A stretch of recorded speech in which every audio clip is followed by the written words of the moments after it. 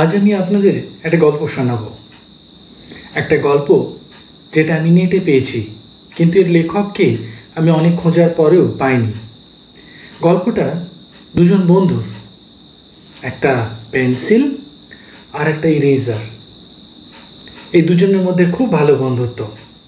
একদিন পেন্সিলটা একটা কাগজের উপর একটা সরলরেখা আঁকছিল। সরলরেখা আঁকার সময় হঠাৎ পেন্সিলটা একটু বেঁকে যায়। সাথে সাথে ইরেজার দৌড়ে আসে মুছে দেওয়ার জন্য।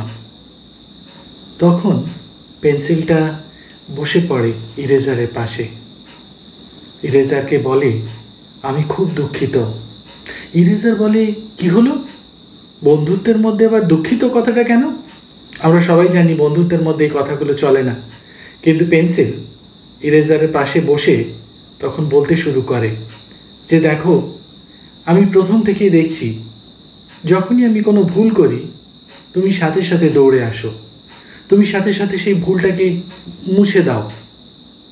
কিন্তু এটা করতে গিয়ে আমি এটাও দেখেছি তোমার পাশগুলো ক্ষয়ে যায়, তুমি ছোট হয়ে যাও। আমার ভুল শোধরাতে গিয়ে তুমি শেষ হয়ে যাও। একটা সময় তুমি আর থাকবে না, এটা আমি উপলব্ধি করতে পারি। ইরেজার তখন হেসে বলে, এটাই তো আমার কাজ, এই জন্যেই তো আমি তোমার ভুলগুলোকে সংশোধন করে দিই, যাতে আমি যখন থাকবো না তখন তুমি যেন এই ভুলগুলো থেকে শিক্ষা নাও, আর ভুল যেন না হয়। এই গল্পটার একটা খুব সুন্দর শিক্ষা রয়েছে বন্ধুরা। এই পেন্সিল হচ্ছে আমরা, আর এই ইরেজার হচ্ছে আমাদের মা বাবা। ছোট থেকে আমরা হাজারো ভুল করি, সাথে সাথে মা বাবা দৌড়ে আসে, সংশোধন করে দেন, মুছে দেন আমাদের ভুলগুলোকে আমাদের জীবন থেকে।